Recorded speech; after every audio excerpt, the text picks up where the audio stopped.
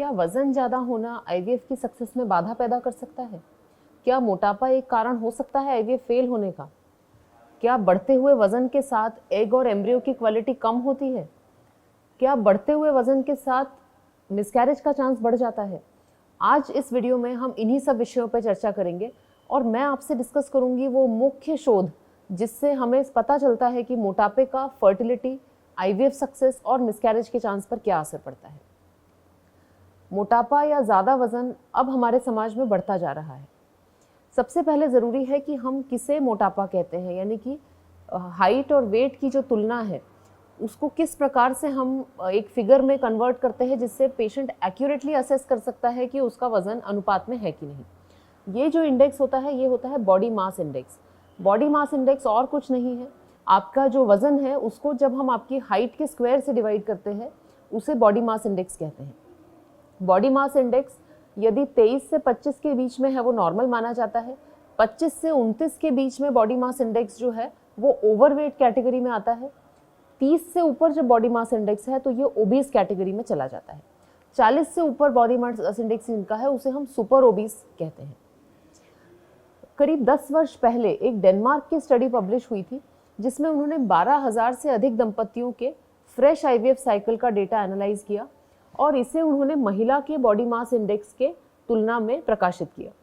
उन्होंने पाया कि जैसे ही बॉडी मास इंडेक्स 30 के ऊपर चला जाता है आईवीएफ के सक्सेस में सिग्निफिकेंट रिडक्शन आ जाता है। जैसे जैसे ये बॉडी मास इंडेक्स और बढ़ता है, जैसे ही ये 40 के ऊपर जाता है तो लगभग 3 गुना रिडक्शन मिला है प्रेगनेंसी रेट्स में। आप सब जानते हैं कि आजकल जो ट्रांसफर्स होते हैं वो फ्रेश की बजाय फ्रोजन एम्ब्रियो ट्रांसफर्स होते हैं। फ्रोजन एम्ब्रियो ट्रांसफर के ऊपर भी जो यूएसए की एजेंसी है सार्ट, उसका जो 10 वर्ष का डेटा है वो ये बताता है कि जैसे ही बॉडी मास इंडेक्स 40 के ऊपर चला जाता है तो फ्रोजन एम्ब्रियो ट्रांसफर और डोनर एग साइकिल दोनों में सक्सेस का प्रतिशत बहुत कम हो जाता है। इससे सीधे सीधे ये प्रूव होता है कि बढ़ते हुए वजन के साथ एग की क्वालिटी पर तो असर पड़ता ही है, परंतु एंडोमेट्रियम की रिसेप्टिविटी यानी इम्प्लांटेशन के ऊपर भी फर्क पड़ता है, क्योंकि डोनर एग आईवीएफ साइकिल्स में अंडा बहुत अच्छी क्वालिटी का लिया जाता है। तो जो एग के ऊपर का असर है उसे हम कंट्रोल करते हैं कहीं ना कहीं, और ये प्रूव हो जाता है कि मोटापे से इम्प्लांटेशन के चांसेस कम हो जाते हैं। यदि हम और एडवांस टेक्निक्स की बात करें, पीजीटी टेक्निक की बात करें, डे 5 ब्लास्टोसिस्ट ट्रांसफ़र की बात करें, तो सारी ही स्टडीज़ अमूमन यही रिजल्ट्स रिफ्लेक्ट करती हैं कि बढ़ता हुआ वज़न जो है ये इम्प्लांटेशन रेट घटाते चला जाता है। जितना ज़्यादा वज़न होगा उतना ही चांस कम हो जाता है।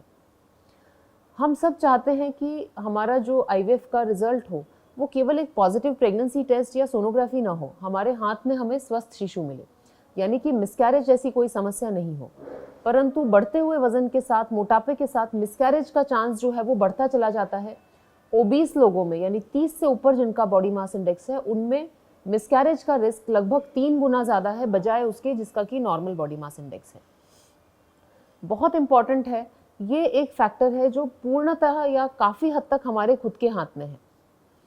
तो यदि आप आईवीएफ कराना चाहते हैं, अपने शरीर को इस तरह से प्रिपेयर करें कि जितना संभव हो वज़न आप कम करके नॉर्मल रेंज में लेकर आएँ। कुछ केसेस में वज़न कम करना हमेशा संभव नहीं होता।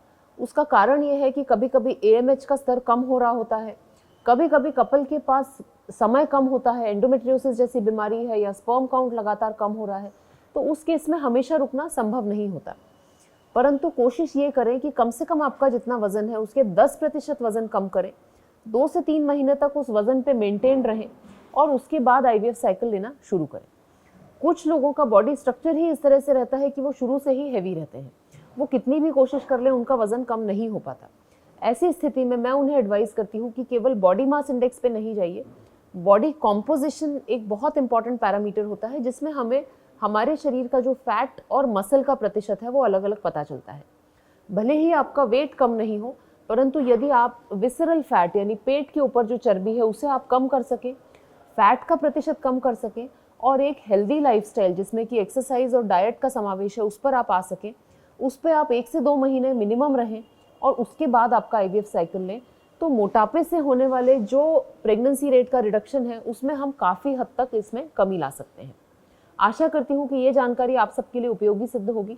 इस विषय में यदि आपके कोई भी सवाल हैं तो आप ज़रूर हमें लिख भेजिए उन सबका समाधान करने में हमें बहुत खुशी होगी। धन्यवाद।